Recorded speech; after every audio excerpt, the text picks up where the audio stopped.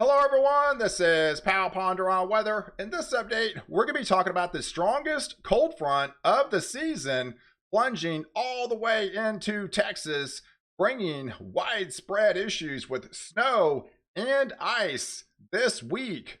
Welcome back everyone, how's it going? I appreciate everyone out there that tuned into my 11-hour live stream yesterday, tracking the snowstorm up the East Coast, but we've got no rest, guys, because yet we have another system that's going to be impacting a huge chunk of the country this week with a lot of the coldest temperatures of the season. And that's depicted on this overall jet stream and how this is going to play out this week. You can see a massive 1043 Arctic high pressure. That is some really cold stuff. That's actually going to be plunging all the way into the Rio Grande Valley. And along with it, it's going to bring a lot of snowfall, but unfortunately, it's going to bring a lot of ice and freezing rain as this traverses into Texas and goes into Arkansas and Missouri, up into Illinois and Indiana and Ohio, and as well as Pennsylvania and all up the East Coast with widespread, significant, some snow and ice is yet, unfortunately, on the table. Let's take a look at the overall snow that happened yesterday. Here's your latest 48-hour snowfall totals that happened with that snowstorm up the East Coast. And here's the graph at the bottom left-hand corner of the stream. Yeah, all these areas in blue, that's where you picked up some snow, but the heavier amounts were right along the I-95 corridor here. And some of these areas were able to pick up 18 to 24 inches. In fact, Boston actually tied their all-time snowiest day on record with 23.6 inches of snow.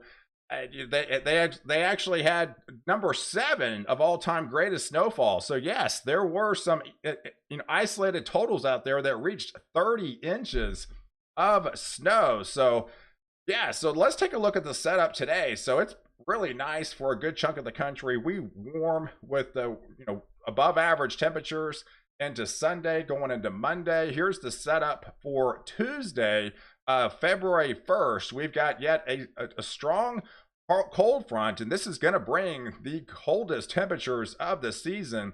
It's just going to start entering the Pacific Northwest with those well below average temperatures and bringing some snow along with it. But out ahead of it, you're still in the warm sector. But as you go into that time frame, we do have some instability down here south into Texas. That's going to bring some rain showers. So by Tuesday, that's going to be moving across. And there's the beginning stages of the Arctic high pressure of 1046. Arctic high pressure is going to bring some snow along with it into portions of British Columbia, into Western Canada here, into portions of Washington and Oregon and Idaho, as well as Montana, as this continues, which plunge to the south throughout the week. So as we get into that Wednesday time frame, that's when you can start seeing the beginning stages of the true impact of that Arctic air as it reaches all the way into the panhandle of Texas, and back behind it you start seeing some of those purples show up. That's about 20 degrees below average temperatures, and you got still the warm sector you're going to be dealing with very warm temperatures out ahead of this strong Arctic air mass. But underneath that, what's going to be really troubling this week is this is a very shallow Arctic air mass, right? And it's going to be traveling faster than what the models actually say right now. So everything that we're looking at could be actually a little bit further south, as it would travel a little bit faster because it's true Arctic air. But underneath that, they're going to have some warm air aloft, about 4,000 feet, and that's going to cause significant issues. With that shallow air, that cold Arctic air mass is going to be able to plunge and bring that coldest temperatures to the surface. But about 4,000 feet, as that precipitation falls, it's going to be hitting that warm sector. And unfortunately, as it continues to fall, once it hits that colder air at the surface, it's going to freeze on contact and have that freezing rain. And that's going to cause widespread issues for a good chunk of the country this week. So let's take a look at the overall setup as we get into Wednesday. That the beginning stages of that Arctic air mass, bringing the snow a little bit further south into Montana, going into Colorado. It reaches portions of Arizona as well as New Mexico. By the time we wake up on 6 o'clock on Wednesday morning, it should be reaching the Texas Panhandle and bringing some snow, and then getting into Kansas and going into Missouri. Once it hits that warm nose, you're going to have a transfer to some of that freezing rain, and to the south of that, it's just going to be all rain. So as this continues pushing off to the south, man, that really Arctic air mass plunges all the way into Texas. And look at some of these temperatures, guys. This is very troubling as we're going to be entering 20 and 30 degrees below average temperatures for a good chunk of the state of Texas. And well behind it, all these areas in green are still well below average, where you're still in the warm sector in the southeast and up the east coast.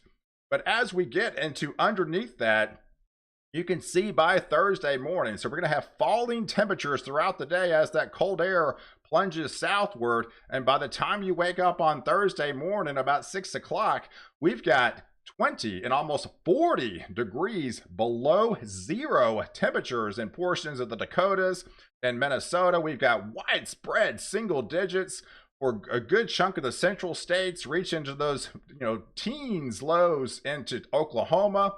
Those single digits reach all the way into Texas, where you're talking near 21 degrees for DFW. So anything that falls would be freezing by then as this continues to plunge southward. So yes, by the time we get into that Thursday morning, we've got that Arctic air going southward into on Wednesday. So it's going to make a transition. It's going to start off as rain on the south side. Then once it hits that warm nose, it's going to transfer over to freezing rain. And then there's a good chunk of it's going to be the portions of sleet. So you're going to talk about into Wednesday afternoon, going into Thursday morning. You've got freezing rain. You got starting off as rain. You got freezing rain and then sleet and then snow on the backside as that continues to plunge southward. So all that area of instability will be moving across into Missouri, into Illinois, into Indiana, going into Ohio. So you got snow to the north. In the middle, you got the sleet, you got the freezing rain, and then where it's not cold enough, it's all going to be in the form of rain to the south of that. So as we get into that Thursday afternoon time frame, there's the precipitation. So I do feel it reaches as far south as places like into central Texas, places into Austin. I'm not really sure at this point that it reaches all the way into San Antonio or into Houston. So more likely it's going to be in the form of rain, where to the north of that, everything is going to be in the form of freezing rain, sleet, or snow. So as this pushes through on the backside, you're going to have that Arctic air continuing to plunge, right?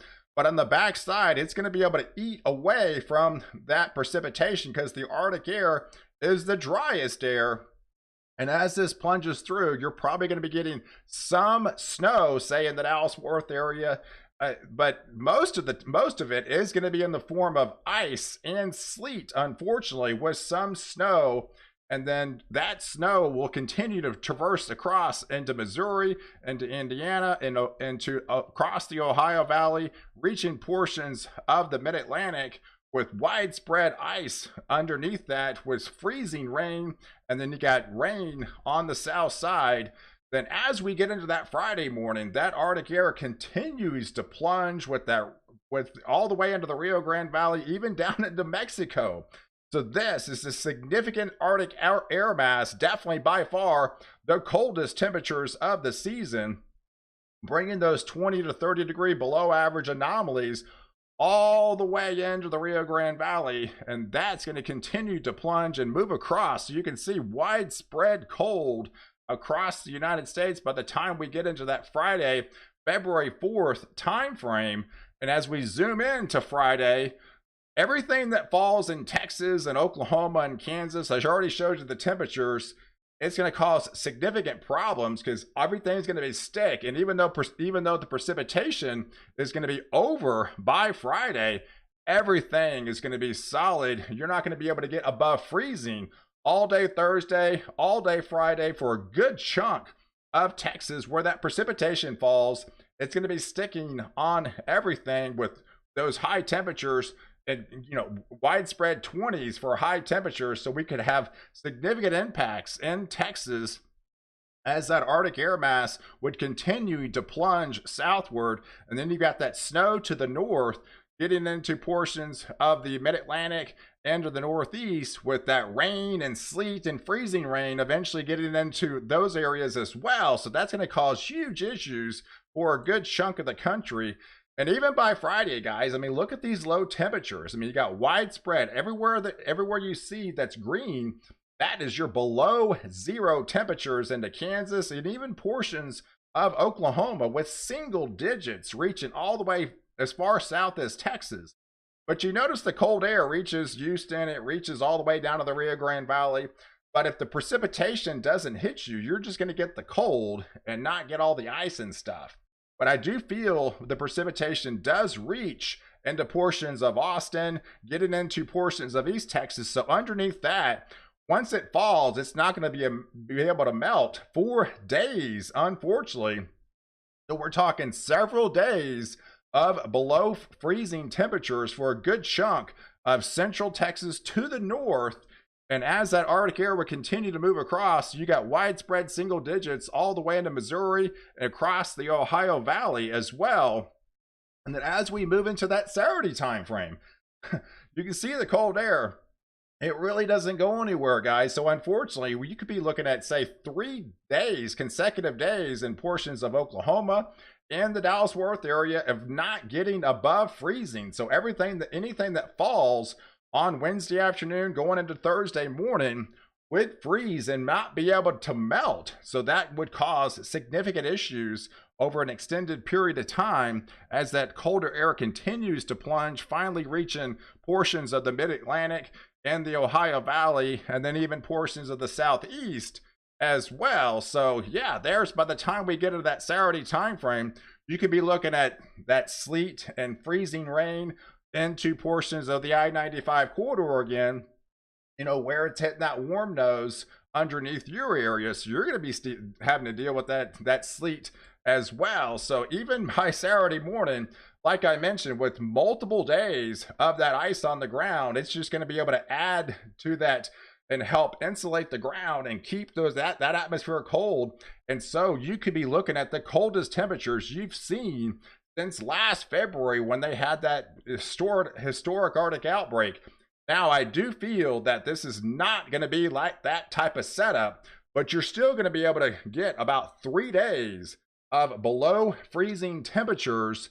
And wherever that precipitation falls, that's all going to be able to freeze, and you're not going to be able to warm up. So yeah, you could be looking at a couple days of possible single-digit low temperatures in portions of central Texas and North Texas, with below zero temperatures by Saturday morning into Oklahoma, into Missouri, into Illinois, into Indiana, as well as Ohio, but even plenty cold down to the south as well, into the southeast, where that cold Arctic air is going to be able to reach you as well. So even by Sunday, guys, that's Sunday morning. So again, like I mentioned, underneath that purple, that's where it's kind of hinting at where the precipitation is going to fall. So you're still going to be below freezing into Oklahoma and to portions of central and North Texas. Even by the time you wake up on Sunday morning, it's probably not until Sunday afternoon where temperatures finally reach above freezing,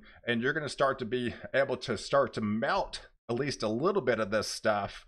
But then I think it just falls below freezing again by the time of Sunday. So you can tell we've got several days that we're going to have to be dealing with, widespread ice and cold for 3 to 4 day time span as this traverses across a good chunk of the country.